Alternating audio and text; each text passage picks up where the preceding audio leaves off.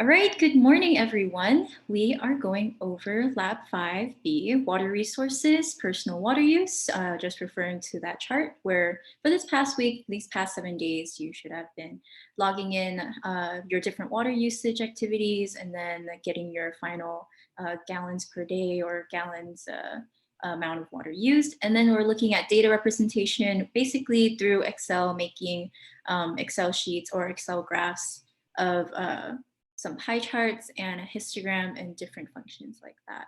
So the outline for today is first we're going over water resources, some background on what that looks like for us and globally too. Then we're moving on to water usage, what is direct water usage versus indirect, and how can we calculate our total water usage. And then going into data representation, looking at the pros and cons between pie charts and histograms. What are the differences between those two and how can we look at data using these two different types of graphs. And then we're going to enter the data from your water use chart, that sheet of paper, into your Google spreadsheet for this section. And I'll go over a little bit more about how to do that when we get to there. But then we're going to download the class Google spreadsheet with all of your information and then create some graphs and charts in Excel. And then at the very end of this, you're going to complete your Lab 5 report, which is a Canvas quiz format. So right on Canvas, it's under Lab 5 assignments. You're going to have unlimited attempts, unlimited amount of time to do this Canvas quiz, but you're just answering questions referring to the graphs that we made today, that we're going to make today. So the deliverables for today, at the end of Lab 5, you should have made an Excel sheet with graphs and charts. So there's going to be two pie charts. One is for the class water use, so for the average ENVS section 15 student, and then one for your own personal water use. And then you're just going to be comparing those two together. And then along with two pie charts, we're also going to make one histogram. So, and that's just on the distribution of the class water use. What does that look like for this section? And you're going to complete Lab 5 report through, again, the Canvas quiz format.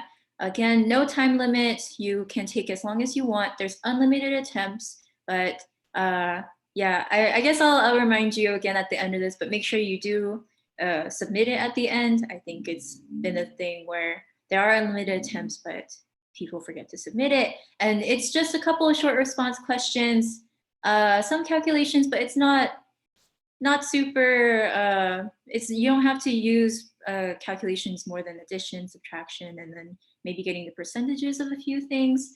But in the Lab 5 Canvas quiz, you're going to be uploading your graphs and charts. So that Excel sheet with all the two pie charts and the histogram that you've made, you're just going to upload it in this quiz. As a note, there's no labs next week because spring break. So we'll meet in 2 weeks, the week of March 22nd. But I'll go over all of this again at the end. Okay, first, if we're thinking about water resources, if we're thinking about all the water that's available to us and on the earth, actually 97.5% of water in the ocean is salt water.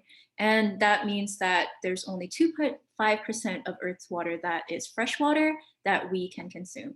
Because salt and salt water, we can't have a lot of salt in our body. It changes, it just doesn't, it's not good for us, like for our health. But also if we wanted to get rid of salt from salt water, it's just a energy intensive and very expensive process to get rid of salt and the byproducts of like that process, where there's just a very saline watery product. You don't really know where to dispose it, and wherever you do dispose it, it's not good for that area. So thinking about just in terms of all the water on Earth, 97.5% of it is salt water, 2.5% is fresh water, and there's only 1% that's accessible to us. The rest of it is in ice caps, glaciers, in groundwater. 20% of it is in groundwater, where some areas do rely on groundwater for their source of water for that area, for their community. And just getting access to that is just dependent on where you live. So where there are several threats to water resources, to the water that's available to us. Some of them may be droughts, aquifer depletion, if there's population growth is happening, as we saw from the last lab, and as more people are on this earth, and as our consumption also increases, overconsumption is also a threat to our water resource. So if we look at this top picture, top right picture, this is an aerial view of a sinkhole in Florida in 1981, and this is due to aquifer completion. So when you overpump your groundwater, and that area of water or that land can start sinking in, and this is what it could look like. Another, if we're thinking more of threat as in droughts that we talked about, so this is Lake Oroville on the left in California in October 2016, where as more droughts are happening, we can see, and as consumption continues at its current rate, droughts have a bigger impact on how much water is available to us. So where does San Francisco get its water from? San Francisco gets water from the Hetch Hetchy regional water system. So Hetch Hetchy is this reservoir in the Yosemite National Park. And there's a couple of reservoirs that's available to us. That's where we get our water from. But the main one is from the Hetch Hetchy Reservoir. And this supplies around 800,000 people, like just under 1 million people, water throughout this entire water system. And if we look at this entire water system, it supplies water to all these communities on the side. But along with water, they also generate electricity as water power, as the water is funneled down from the reservoir and through turbines along the way, along the water system. It turns turbines and also generates electricity. So along with that, there are other reservoirs that we rely on, but the main one is the Hetch Hetchy Reservoir for San Francisco. And this is different for different areas. So a little bit about the Hetch Hetchy Reservoir is that there has been talk about different debates on the conservation side of of damming up the Hetch Hetchy Reservoir, like putting up a dam and creating this change in our ecosystem for the Hetch Hetchy area.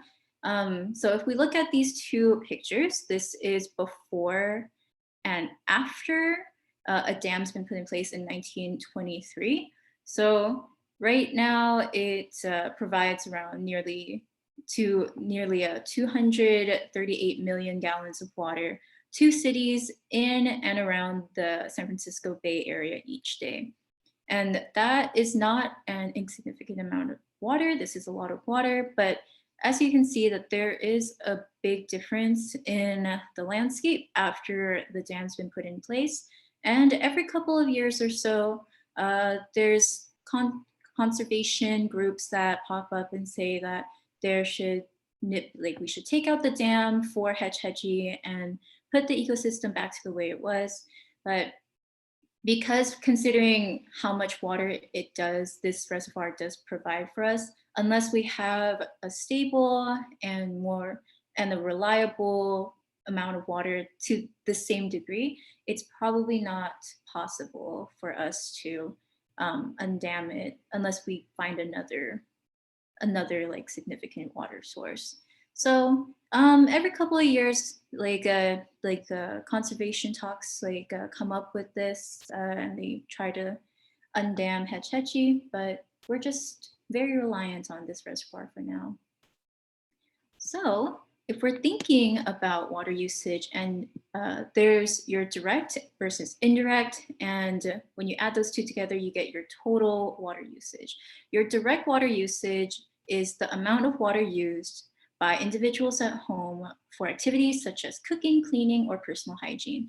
So for the past 7 days, when you're filling out that water chart, this is, and you got your total, at the end of that water chart, when you added up all of your activities, that's your direct water usage.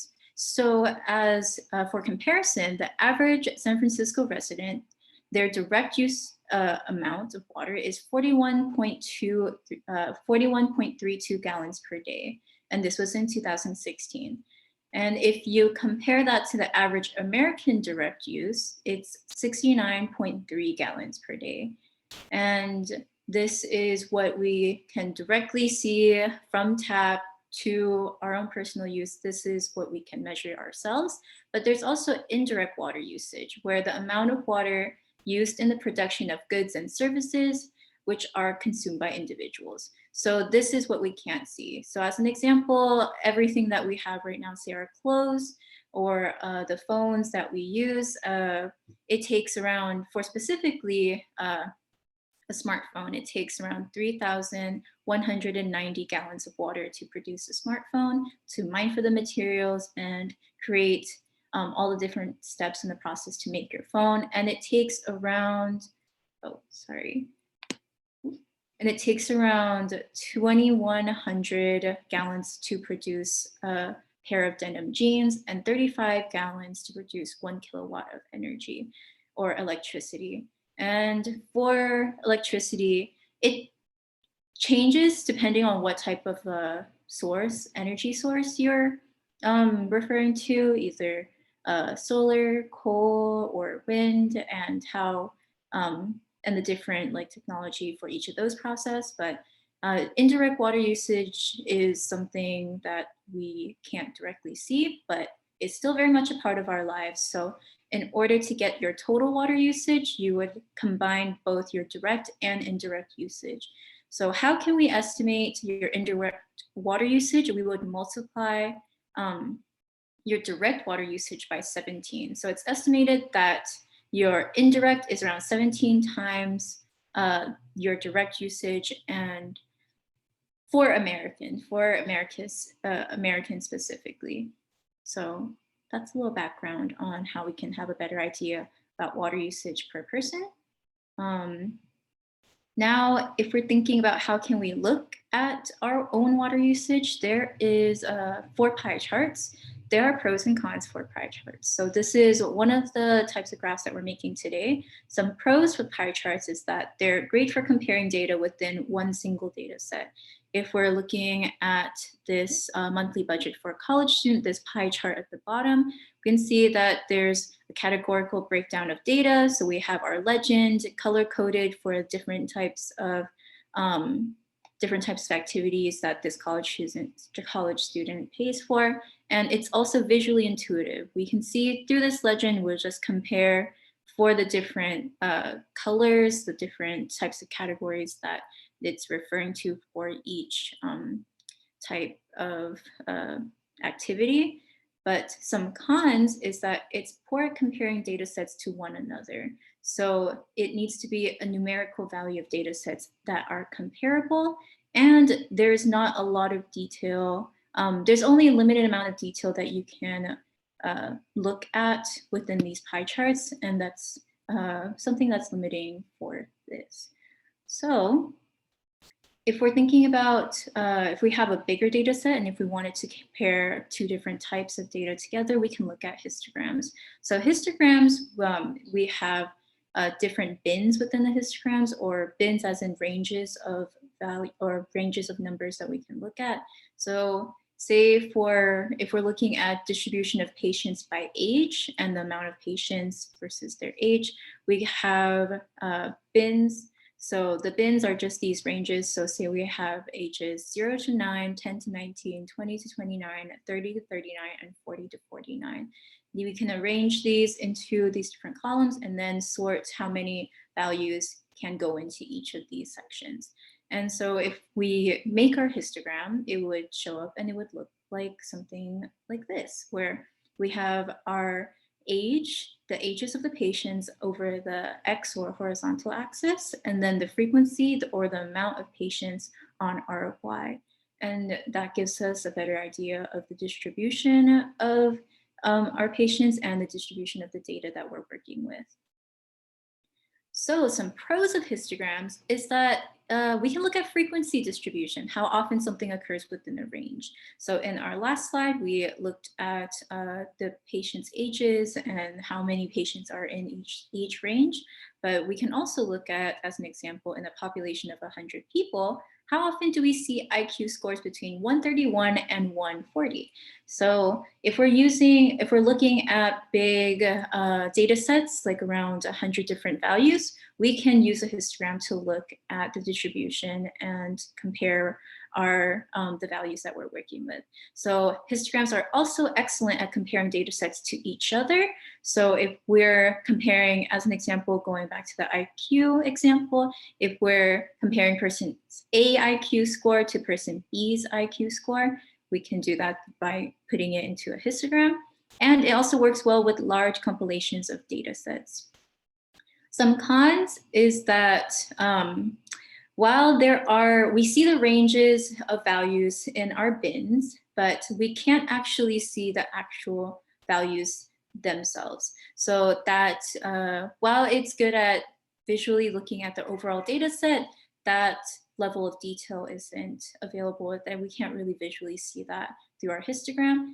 And another con is that smaller compilations of data sets don't visualize as well. So using large compilations or using if we have a lot of values, it's great for our histogram because then we can be more confident in our final graph.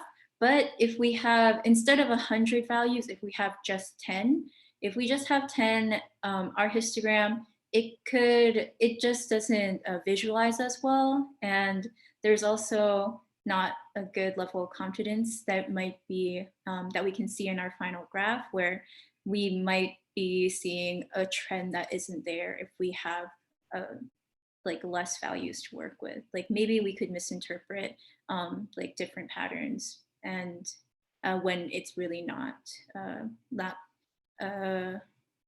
comparative to, or if we don't have enough values to really make like a conclusive like final answer, final saying. So if we wanted to interpret a histogram, there's a couple of ways. So this our symmetric unimodal unimodal trend. This is our usual bell curve. It's also called a normal curve. So this is where we have our mean and our median is our highest in the middle, and it's curved, and the lowest at both higher and lower ends. We also have skewed to the left, where our mean is higher than our median, our skew right, where our mean is lower than our median. Uniform is where we don't really see a clear pattern, but it's just really just one stable trend. Bimodal is when we have two curves, and multimodal is where we have multiple curves. So a couple of ways to look at our histogram, and what we can see later on, and we can use for when we make our own histogram. So I'll be going over this again, but as a little bit of an intro on how to make your histogram in Excel. To get to the histogram tool, there's a couple of ways. I think it depends on your laptop, and also it depends on the Excel version that you have on your laptop. So you can go, once you open up Excel, you can either go under File, Options, or Tools, and that's usually on the very top toolbar of your laptop. And then you're going to go into Manage Excel Excel add-ins, and then you're going to check your Analysis Tool Pack box. And then how to create your histogram. We're going to make our own bins, or the ranges for where our values are going to go in. And then these are the steps to make your histogram, but you're going to go into your data tab, data analysis, for where we just added in our histogram function, select your input data, select bins. I'm going to go over all of this, and then yes, but this is also what you can refer to later on if if right now you wanted to refer to this later, you can. So it's right in the slides. Now we are going to go into Google Sheets where you are going to be putting in your data that you've been collecting for the past 7 days into the class Google Sheet. You're only going to enter data into the yellow cells on your own personal tab. Don't edit the front page. That's going to mess up everyone's data. And then after we put in all of this, your own personal data, we're going to download this as an Excel, and then I'm going to go over how to make these graphs. So if we, where you can find this is that if you go to the main Excel or the Canvas page, under, if we go to Lab 5, under Water Resources, if you scroll down, first you have part A, which you just done by making your water, by filling in your water data chart. But under part B, you're gonna click into Wednesday AM section 15. So this is our section, and when you click into that, it'll take us to the Google Sheet that you'll be inputting your own data into. So if we wait for it to load, we can see on the main page, we have several different water use activities and your own personal column. You're not gonna touch this front page. At the bottom, there are tabs with your own name. If you just click into your own tab, you're just gonna type in your name, the days measured, 7 days for this past week, your living situation, apartment, dorm, house, whatever you put down on your water data chart. And then you're just going to type in these, the gallons per week, that final column in your water use chart, and you're just gonna only put in numbers into this yellow section. And then after you're done with that, it should pop up on the main, if we go back to the combined data, the front page, it should pop up for your own column. And then once everyone's done, we can move on and download this as an Excel sheet. So did anybody have any questions about how to do that? Okay, so I will give around five minutes for you to put in your data, and I will check up on everyone at 9 o'clock. Wait, where did we find the link to the Google Sheet? Yeah, so go under the Canvas page and under Lab 5. Let me just share my screen again. So if you go back under the Lab 5 water resources, if you click in right under part A in part B, we're gonna select Wednesday AM section 15. Okay, thank you. Yeah, of course, no problem.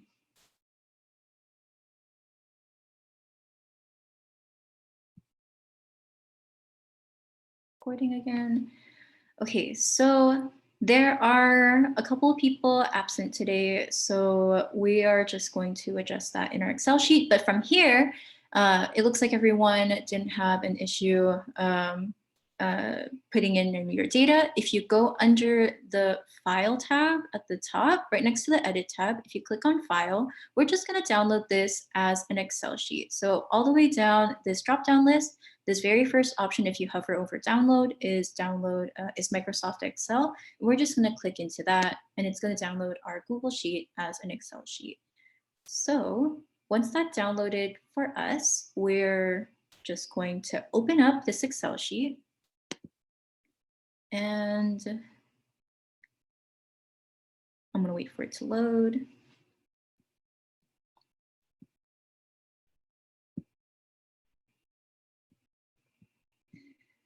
And it's going to look like this. So there, in other classes, when they have people who are doing the labs asynchronously, this is going to be the same for people who are absent for today. You're just going to select the columns that don't have any data in it, and you're just going to delete it. You're going to right click. Oh, sorry. You're just going to select and then right click, and you can just delete these two columns. There's also other columns here too. So if you just click on that top letter of that column, right click, just go down this drop down bar and then click delete to get rid of that column. There's a chat. Sorry, I am not absent and I don't know why my numbers didn't show up there because I just did it. I'm having Okay. the same problem. Okay, let me go back into this sheet. Okay, so back in this sheet. Sorry, who just spoke? That was me, Elizabeth. Okay. Okay. Okay, so at the top, you're gonna put in your name, days measured, which is 7, and then living situation. Because it multiplies this your numbers by the number of days that you've recorded. So you can just put in number 7. Oh yeah, okay, I just did that. Okay, cool. Maggie, I'm also having the same problem and it's not letting me input anything for some reason. Are you on your own tab? Yeah. Like for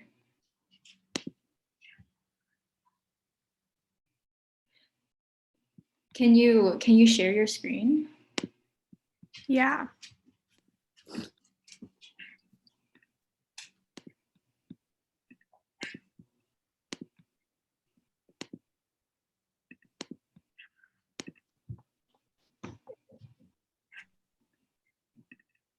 Oh, there we go. I think it just wasn't loading. Sorry. Okay. Yeah, no problem. No problem. Yeah, okay, so maybe we'll just give it a few more minutes as you guys are finishing up, and then we can get started with making the Excel sheet. That's the Excel charts. Just let me know when you're I'm sorry. Should we re-download the file?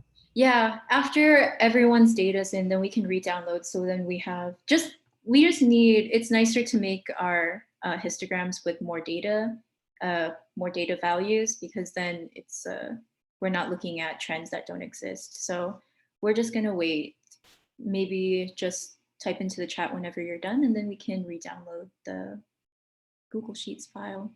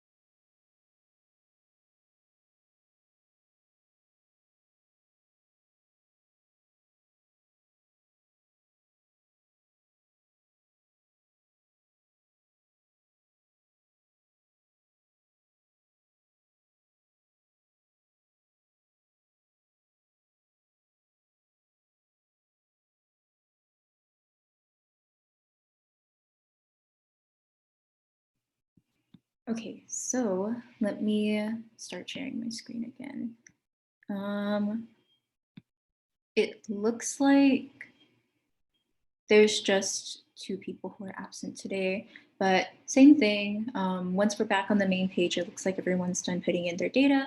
You're just gonna click on the File tab at the top and then hover over Download. And on this drop-down list, you're just gonna select Microsoft Excel, because we're just gonna download this as an Excel sheet. So when you click on that, once it's done loading, we can just open this again. Now, if we wait for it to finish loading, I think it's this one. I'm just gonna zoom in. There are still 2 people that are not here, so we're just going to get rid of those columns. So you just hover and click on that letter at the top of those columns to select the entire column, and then right click to delete. And same for O, column O for Keela. So if we just right click, we'll just delete that last column. So now our final column at the end for our average student, we have the data for the average Wednesday AM section 15 student and their water use. So now that we're here, here, let me just zoom out a little bit more. We are going to be making 2 graphs, 2 pie charts. So first is going to be is your individual pie chart. So the one way that we can do that is by first selecting the water use activity that we are trying to look at. And once you selected that, to wherever, if your column isn't right next to wherever, right next to the activity, the water use activity, you can just select command and then select your own data, not including your final average daily water use. And then you can release the command key to select 2 columns that aren't next to each other. And then from here, we can go under the Insert tab right next to the Home tab at the top. And near the middle where we have our chart options, we're just going to click into our pie chart button. And that very top 2D pie, that's the pie chart that we're going to want to make. So if we just select that, it's going to give us our pie chart. So from here, if I just make this chart a little bit bigger, we can see that we have our bathing, toilet, personal hygiene, laundry, dishes, cleaning, drinking and cooking, and other uses. And from here, it's we can see the categories, but we can make this even clearer. So one way that we can do that is by clicking on our main pie chart and right-clicking to give us this drop-down bar, drop-down options, and we can add data labels. So data labels is for right now, it's showing us how many gallons per each category. But if we want to put this in percentages, we can also just click on the actual numbers on our data labels and then right click. And another drop-down bar is going to show up, and we can format these data labels on our pie chart. So all the way at the bottom, we can select format data labels. And when we click on format data labels, this window is going to pop up on the side where right now we have our value, but we can actually show it as a percentage for each of our categories. So we can select percentage, we can take out value, and to make this, I guess, more clear visually, we can also place wherever our percentage values are. Right now, it's best fit. We can also put them on outside in, so that's clear for us. And once this is here, we can also put in a category name for each of these categories, and then we can just change our chart title to something more descriptive. Say we have whatever names, water usage, values in units of gallons per day. Really quickly, I have a question. Sorry, I had trouble with my Excel for a second, and so I missed this. But when you made the graph, which cells did you highlight? Did we highlight just all of the water, all of the columns, or? Yeah, well, the same process. Yeah, so say if we wanted to make both pie charts, they have the same process. So if we wanted to make our average student pie chart looking at like the water usage for the average student within this section, we're just selecting the water activities, the water use activities. So from bathing, toilet, personal hygiene, laundry, dishes and cleaning, drinking and cooking, and other uses. And once you've selected that, you can hold down Command if your column isn't right next to each other, and then just select the values all the way at the end, and not including this very last value, which is your total average daily water use. And then you can release the Command key. So then these two columns that aren't next to each other are selected. Okay, great. Thank you. Yeah, of course, no problem. So from here, we can, again, in making the same pie chart, the process is the same. So we're just going to go back to the top. Right next to the Home tab, we're going to select our Insert tab. And then around the middle where we have our chart selections, we're going to select this pie button. And this very first option for 2D pie, we are just going to select that. So another way here, let me just move this chart. Let me just move this chart down and make this a little bigger so we can take a look at this. Another way for us to put in our data labels is if we select our pie chart in our pie in the pie chart. And then at the top, all the way at the end, there's the Home tab, Insert tab. All the way at the end of these selections, there's also Chart Design. If you click on Chart Design, you can also just add chart element. So all the way on the left side, there's Add Chart Element, this button. If you click on that and hover over data labels, we can put that, there's different options that we can put. Either right now there's none, there's center, inside and outside and best fit and data callout. We can select outside end to have our data labels present on the outside.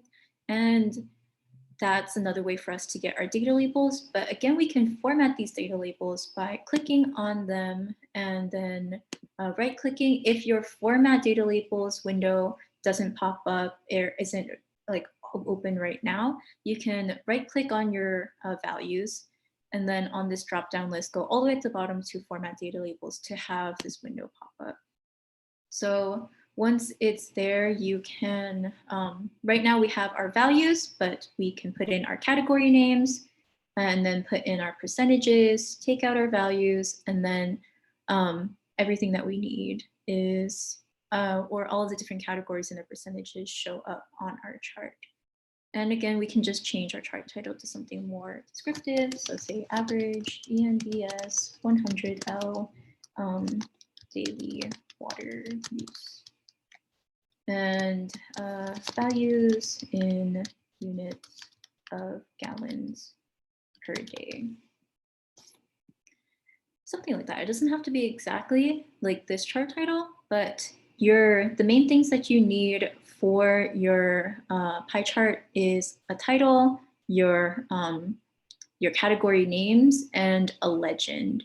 So these are the two pie charts that we are going to make. So your own individual pie chart and then one for the average student in our class. Did anybody have any questions about how to get to this point? Anything about pie charts or anything like that? Okay, awesome. So next, we are going to make our histogram. It might be located somewhere different from my computer, but if you, let me just stop share and then share my full screen. So if you select in your Excel, if at the top, there are different tools like the Excel, File, Edit. So if we go all the way at the end, there is, there is it could be under the File tab, or if there's options for one of those tabs, it might be under there. But for mine, it's under Tools. We're gonna add in the Data Analysis Tool Pack, so the histogram function, to make our histogram. So if you hover over the tools for my computer, on this drop-down menu, if you scroll all the way down, there's Excel add-ins. And if we click on Excel add-ins, it'll give us this window. Right now for me, Analysis Tool Pack is selected. If you haven't selected it, it might be not selected for you. So you're just gonna select this Analysis Tool Pack add-in and then click OK. So what's that gonna do for us is in our Excel chart, in our Excel sheet, it's gonna give us all these different options on how to make different or more functions for us to make different charts. So you're gonna click OK. And now we can start making our histogram. So again, our histogram, we're looking at a range of, we're looking at a lot of different data values, and we're gonna put them into different bins. So the rule of thumb is to have around 5 to 8 bins. Bins are those ranges that we're putting our data into. So the way we can determine our range is by looking at the lowest value and our highest value, and then going in increments from there. So right now, you can see that our lowest is around maybe 55. Let's just put 50. And our highest data value range is around like 250, 300. So we can just go in increments of 50. So we have our bin range in gallons per day. And our lowest, our first increment is 50. We'll put in 100, 150, 200, 250, 300, 350.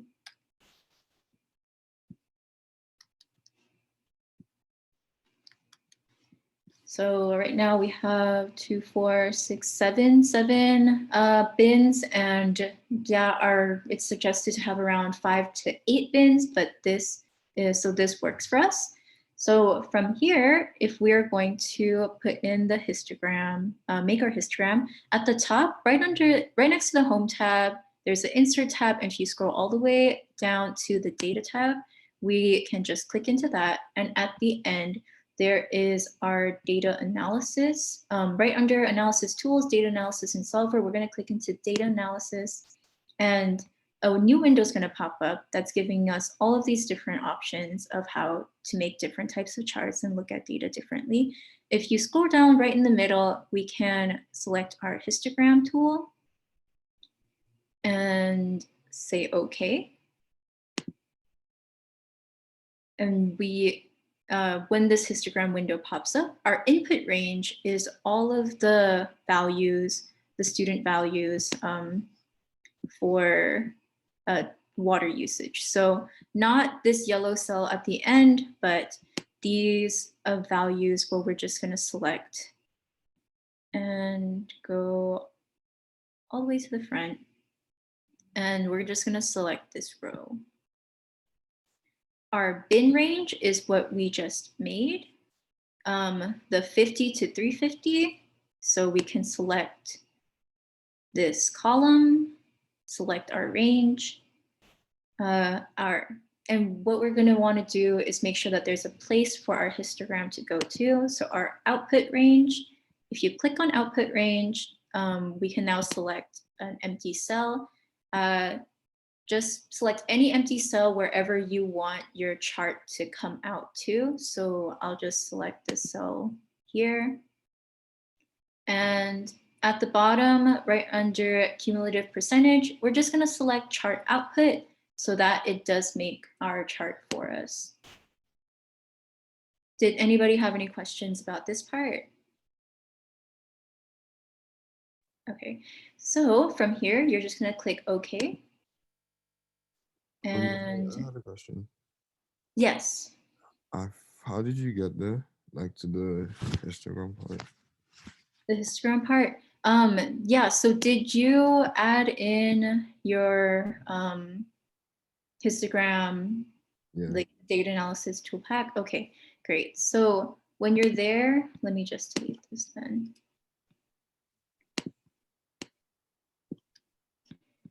Once you're here, and did you make your bin range too?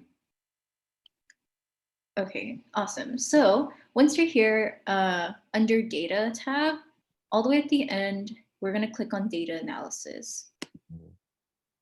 And around the middle of this drop-down bar, we have a lot of different functions where we can use to make different charts. You're gonna select histogram and then click OK.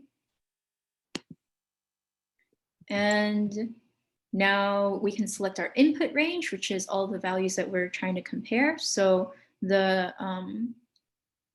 total water use value, water usage values for each student. And for our bin range, that's going to be the bin range that we made on the side from 50 to 350. We'll select this column. And for our output range, it's wherever we want our chart to come out. So I'll just select again the same cell. And at the bottom, make sure you check off chart output so that it makes our histogram. Thank you. Okay, awesome. I So have a question. Sure. It's telling me my input range needs to be continuous. What does that mean? Did you select your I think that maybe Like, how did you select everybody's names and not get like the gaps or anything? I'm just confused how to grab everybody's names. you can just click and drag. So if we're at our input range and we wanted to get all of these values at the bottom, say for average daily water use, but we're not selecting this top part like the name, we'll just click on say 82.46 and we can just scroll and drag this green box until we get to our very last value at 77.19. And then you can just release. And that would select this row for us. Did that work for you? Yeah, thank you. I was grabbing all the data, not just the averages. Yeah. Just this bottom row. Yeah. Okay, awesome. Awesome, great. So when we click OK, our histogram is going to pop up onto the side, our bin, our frequency. And right now, our histogram needs a little editing to be a little bit more presentable. So if we just make this a little bigger, we can see this is our range. And we can see that there's a skew. So right now, generally, there's like there's like a higher percentage of, or there's like more people near the end. But from here, if we wanted to just format and make our histogram a little bit clearer about what we're looking at, we can just change our x-axis title. So at the bottom, we have average water usage in gallons per day. And then on the side, our y horizontal axis, it says frequency, which is true, but for our chart, we can also write number of students. And we can also just change this, our chart title to make it a little bit more descriptive. So our histogram, we're looking at the distribution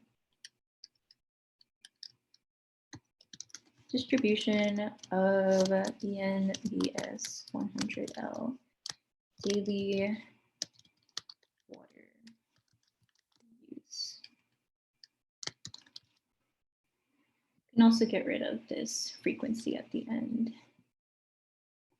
But this is basically our histogram. And did anybody have any questions about how to get to this point? And that's basically it for the Excel portion. So we have our one histogram, our two pie charts, one for the average ENVS section 15 student, and then one for your own. And now you can just save it. And from here, you're just going to go into the assignment for this lab is to answer your Canvas quiz and go through a couple of questions. But let me just show you what that would look like if we were going to go through the Canvas quiz. So let me just share. So right under your water resources, part B, if you scroll down, there's the slides today for your reference if you want to use them later on, but there's also the Canvas quiz for reporting Lab 5 data all the way at the end, and this is what you have to turn in for lab today. So if you click on this link, it'll take us to here. Let me put it in student view. And again, unlimited attempts, unlimited amount of time for you to do this quiz. So we can just click on start quiz.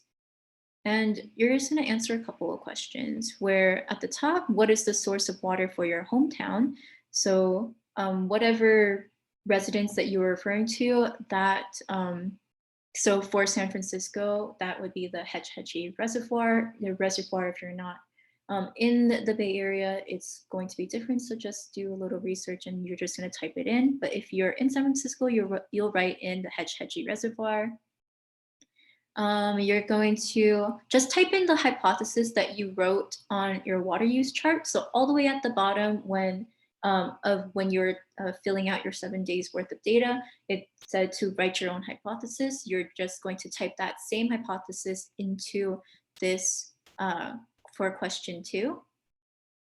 And then question 3, this is where your Excel charts are going to come in. You don't have to submit each chart individually. You can just submit the same Excel chart for every one of these questions that say, put in your pie chart, put in your pie chart. So I can just check it once and then give you the credit for all of your Excel work. So for question 3, when it says construct a pie chart for your personal use, you can just put in choose file and select your Excel chart that the Excel sheet that we worked on today.